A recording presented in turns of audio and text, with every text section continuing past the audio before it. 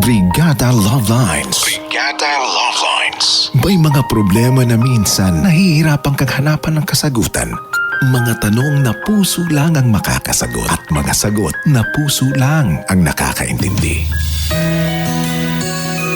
Pakinggan ang mga kwento at mga storya ng buhay dito sa Brigada Love Lines. Brigada Love Lines. Brigada Love Lines. Brigada Love Lines.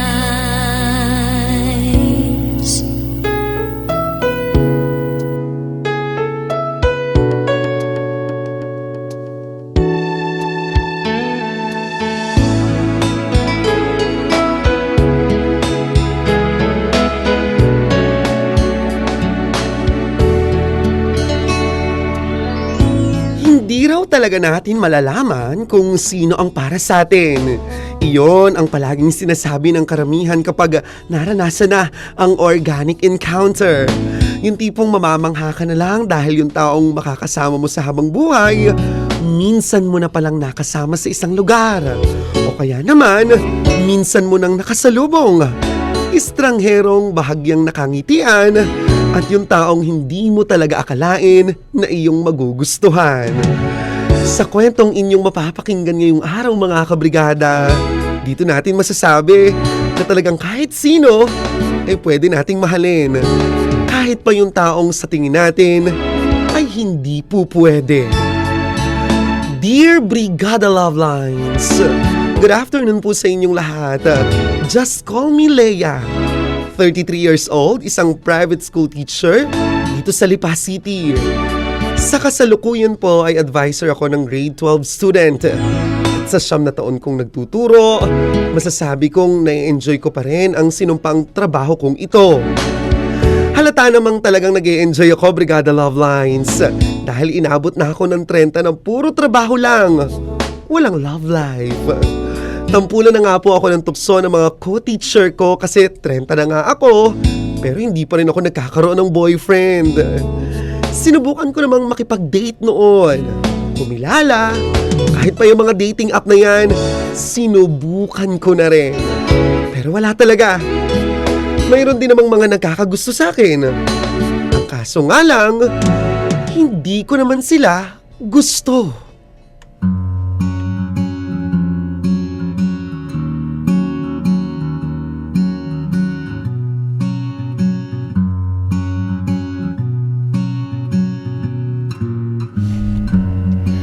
Ano, Ma'am Leia? Saan ang rampa natin mamaya? Friday ngayon, walang pasok bukas. Oo nga, Ma'am Leia. Gumala naman tayo. Dun sa mga lugar na may ka-organic encounter tayo. Nako mga mama at sir, ipahinga na lang natin tong weekend. Mas mabuti pong lesson plan na lang ang atubagi natin. Aba, magpahinga ka naman. Magbigay ka naman ng oras sa sarili mo. Correct! Hindi kaya hindi ka nagkaka-boyfriend eh. Palaging school na lang yung lugar na pinupuntahan mo. Eh saka na po Ma'am Jing ang love life. Makakapaghintay naman po yan. Ma'am Leia, galaw-galaw din naman pag may time. Baliw ka talaga Sir Jones. Nako, sa true lang naman ako. Nalugi pa kita eh. Ako tong buddy, may boyfriend. Tapos ikaw wala. Eh ang ganda mo naman kasi sir. Eh hindi rin naman kasi magpapatalo ang beauty mo, di ba? Pero matanong kita, Ma'am Leia, ano bang tipo mo sa magiging boyfriend mo? Ay kahit sino naman po, basta mabait at saka yung hindi ako sasaktan. May age preference ka ba? At least ka-age ko po.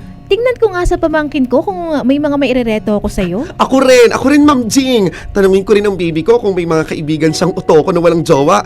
I-line up kita, Ma'am Leia, ha? Ay talaga mga mama at sir. Puro kayo kalukuhan.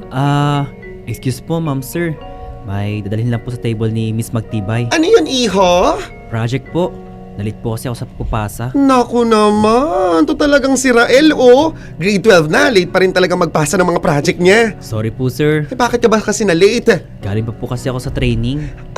Nagbabasketball ka ba? Opo sir. Siya, sige. Mapapatawad naman. Hay, buti na lang talaga wala akong estudyanteng varsity.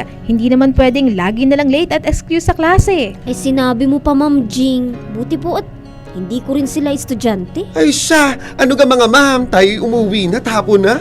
Hinapon na naman tayo ng pagchichismisan dito sa faculty. Mauna na kayo, Ma'am Leia, at susundin ako ng asawa ko. Ay, grabe naman ang Ma'am Jing, oh. Mapanlamang.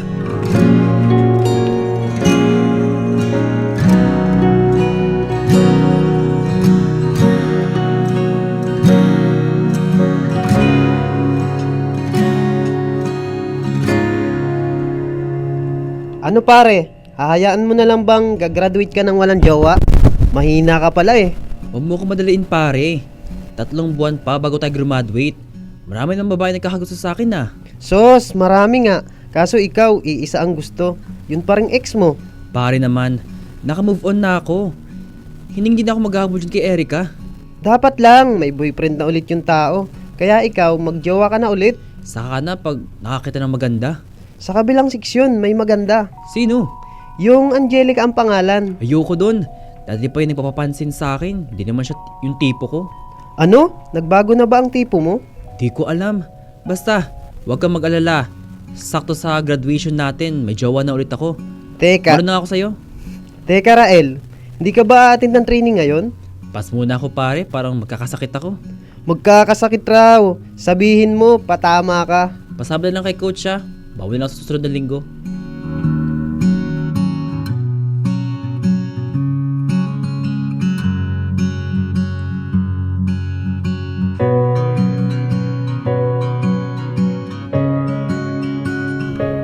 Ano ba yan? Hindi na naman ako sa training. Dagot naman ako dito kay coach. Aray! Iho naman! Tumingin ka naman sa dinadaanan mo. Naku, sorry po Ma'am Leia. Nagmamadali lang po ako. Eh bakit ka ba kasi tumatakbo? Tapos hindi pa ka pa nakatingin sa dinadaanan mo? Eh saan ka ba pupunta? Sa gym po ma'am. Sa susunod magdahan-dahan ka ha, para wala kang nababangga. Sorry po talaga ma'am. O sige na bago pa kita isumbong sa advisor mo. Sorry po ulit Ma'am Leia. Oo na nga. Ay naku, grabe talaga mga estudyante ngayon. Medyo masakit ng pagkakabangga niya sa akin ha. Ay naku, buti na lang hindi ako nadapa.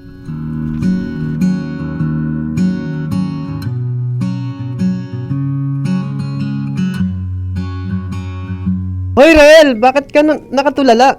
Naparusahan ka lang ni coach. Nakatulala ka na. Hindi dahil doon no. Eh ano?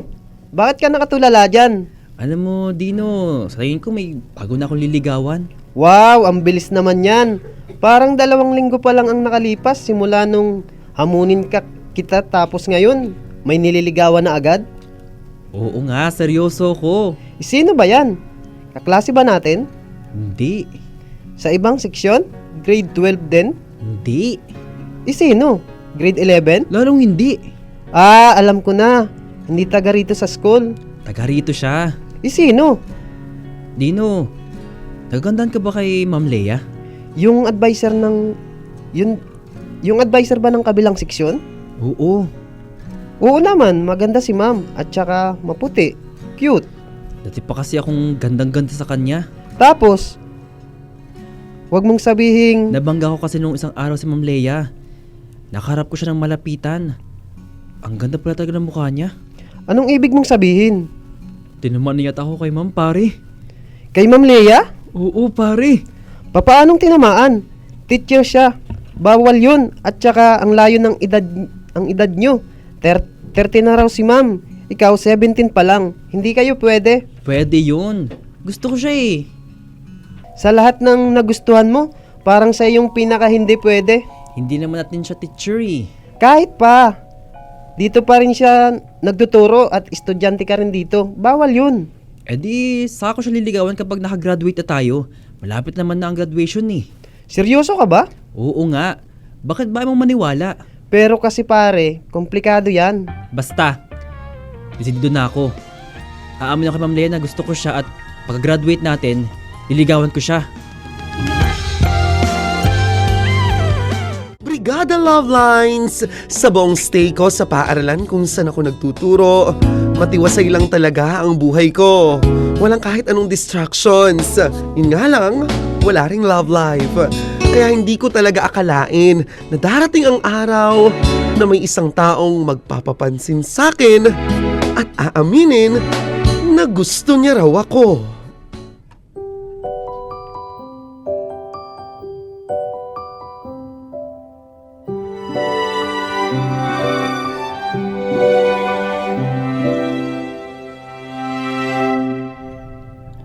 Ma'am Leia, ako na po magdadala itong mga hawak ninyo. Ay hindi na Rael, ako na. Ay kaya ko naman. Ako na po ma'am, ayoko po nang nahihirapan kayo. Ako nasabi, hindi naman mabigat to eh. Ma'am, minsan lang po ako mag-offer ng tulong. Ibigay niyo na po sa akin to. O sige, Makulit ka eh. Padala na lang dun sa faculty room ha. Ma'am, pwede po ba magtanong? Sige, pwede naman. Ano ba yun? May boyfriend na po ba kayo? Ay, loko kong bata ka. Bakit mo naman tinatanong? Pinapatrol lang po ng mga kaibigan ko sa kabilang seksyon. Bakit daw tinatanong? Bakit nila gustong malaman? Hindi ko po alam. Hindi ko yung sasagutin. Ang dating parang mga chismosa kayo. Sige na po, ma'am. Hindi ko yan sasagutin, Rael. Kahit pakulitin mo ako ng kulitin.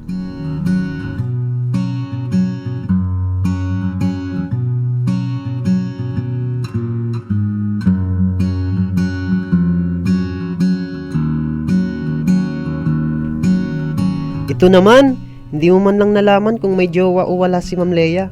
Ganyan na agad ang mukha mo. Ayaw niya kasing sabihin. Hindi ko tuloy alam kung paano ko malalaman. Gusto mo ba talagang malaman? Oo, tulungan mo naman ako. Feeling ko nga, ako ang sagot sa mga katanungan mo eh. Teka, ano ba mong sabihin? Narinig ko si Ma'am Lea, Ma'am Jing at Sir Joms noong nakaraan. Pinipilit niyang magkaroon ng jowa si Ma'am Lea. Napadaan lang ako noon sa faculty tapos narinig ko na yun ang pinag-uusapan. Totoo ba yan? Oo, Ibig sabihin, single nga si Ma'am Lea. oo. Kaya pwede mo nang gawin yung gusto mong gawin. Ang tanong nga lang kung may pag-asa ka. Walang dahilan dino para hindi ako mawala ng pag-asa sa kanya. Sa oras na ligawan ko siya, gagawin ko lahat, mapasagot lang si Ma'am Lea.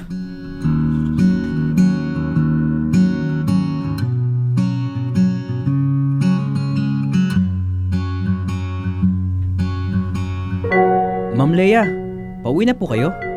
Oo, Rael. Bakit? Pwede po bang makausap muna kayo bago kayo umuwi kahit saglit lang, ma'am? Ano? Tatanungin mo na naman ako kung may boyfriend ako? Kung yan na naman ang tatanong mo, huwag mo nang gawin, uuwi na ako. Hindi po, ma'am. Ano nga ang itatanong mo? Actually, ma'am, hindi ko na kailangan pagtanong kung may boyfriend ka o wala kasi alam ko na ang sagot. Teka nga, bakit ba gusto mo malaman na kung may boyfriend ako o wala? Kasi gusto kita, ma'am. Ha? Anong sabi mo? Pakiulit nga. Sabi ko, ma'am, gusto kita. Okay lang bang gustuhin kita? Ano sinasabi mong bata ka? Ma'am, hindi ko rin po alam eh. Pero sa tuwing nakikita ko po kayo dito sa school, sobrang ganda-ganda po ko sa inyo. Crush ko po kayo nung una pero ngayon, gusto na talaga kita. Hindi. Hindi pwede. Ano bang pinagsasasabi mo? Bata ka dyan. Estudyante ka, teacher ako. Hindi mo ko pwede magustuhan. Kahit na po, ma'am. Ano kahit na? Saka ko po kayo liligawan kapag nakagraduate na ako para legal tayo. Hindi. Hindi pwede. Para na kitang pamangkin, no? 30 na ako, Rael. Tapos sasabihin mo gusto mo ko. Ang dami-dami mong kaedad dyan, no? At saka, bawal magkagusto sa teacher. Basta, ma'am, sa graduation, liligawan na kita. Ngayon, hindi mo na kita kukulitin kasi baka maging issue pa. Ayaw din kitang i-pressure, ma'am. Ay, nasisiraan ka ng bata ka?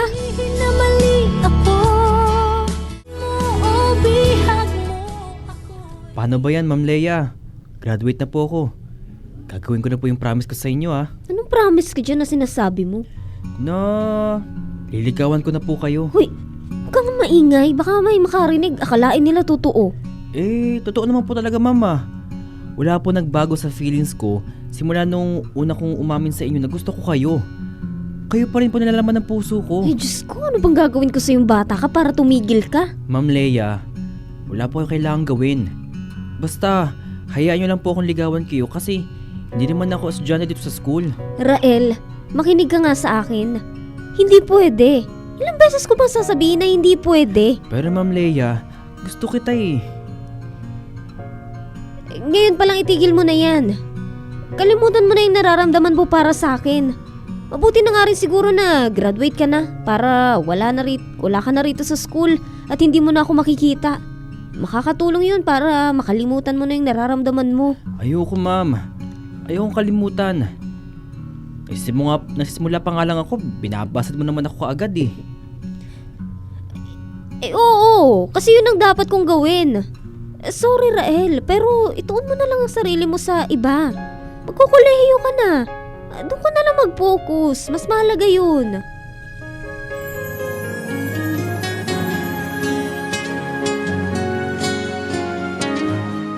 Binasted ko noon si Rael kasi alam kong iyon ang dapat kong gawin.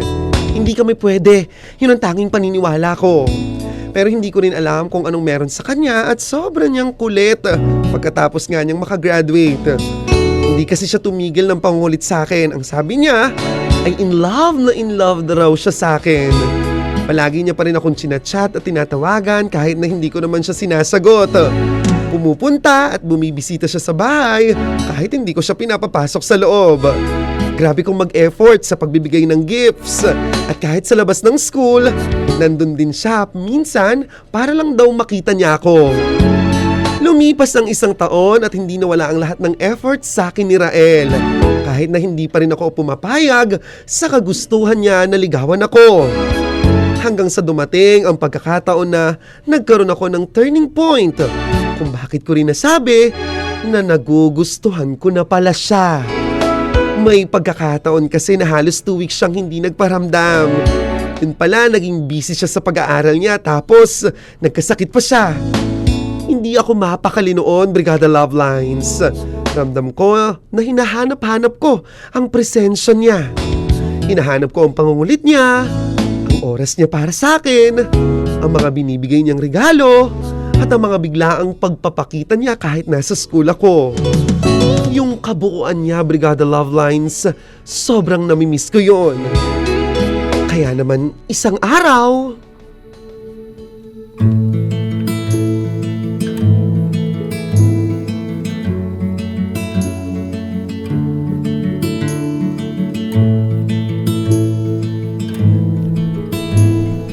Ma'am Leia, sorry kung ngayon nakapunta sa inyo ha. Nagkasakit kasi ako at saka naging busy sa school. Bakit ka nag-explain? Ano ba tayo? Ano ba kita? Yun na nga eh. Wala naman tayo. Pero kahit ganun, papaliwanag pa rin ako sa'yo at hindi pa rin ako titigil sa pag-pursue ko sa'yo, ma'am. Ikaw lang talaga yung gusto ko eh. Hanggang ngayon ako pa rin? Opo naman, ma'am. Hindi naman ako mag-e-effort ng ganito kung hindi talaga ako seryoso sa'yo.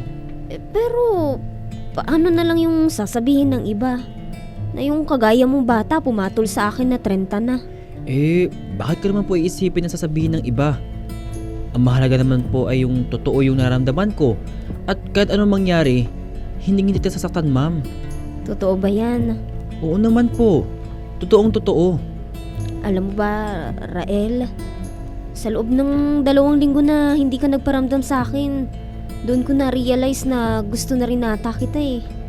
Kahit na ano kasing pigil ko sa nararamdaman ko, hindi ko magawang hindi ka ma-miss, hindi ka hanapin. So, gusto mo na rin ako, ma'am? Ewan ko, hindi pa ako sigurado eh. Pero aaminin ko sa ngayon, ikaw yung palaging nagpapasaya sa akin. Ikaw yung dahilan ng mga ngiti ko. Ibig bang sabihin nito, ma'am? Pinapayagan mo na ako maligaw sa'yo? Kung itutuloy mo pa rin. Oo naman, ma'am. Heto ako. Liligawan ka pa rin hanggang sa sagutin mo ko, ma'am.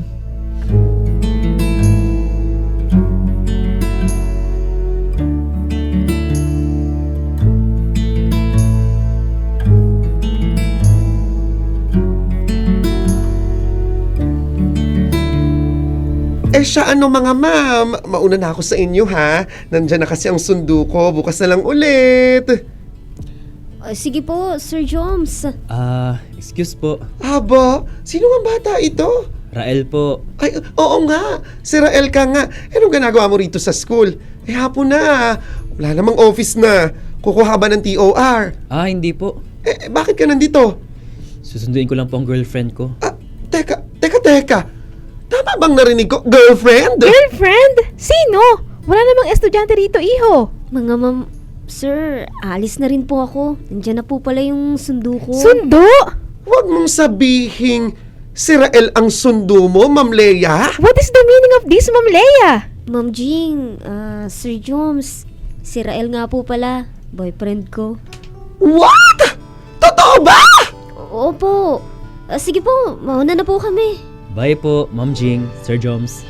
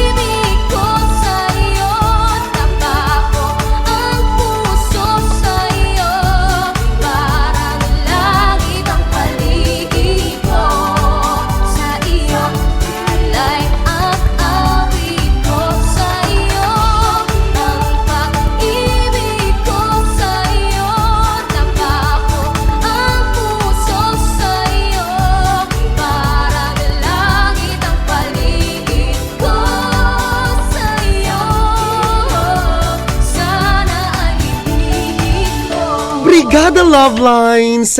Halos 9 na buwan din ang itinagal ng panliligaw ni Rael sa akin bago ko siya tuluyang sinagot at maging boyfriend. Marahil sa lahat ng lalaking nakilala ko, siya na po yung pinaka-consistent. Consistent sa effort, consistent sa pagpapakita ng totoong siya. Parang hindi siya 21 years old.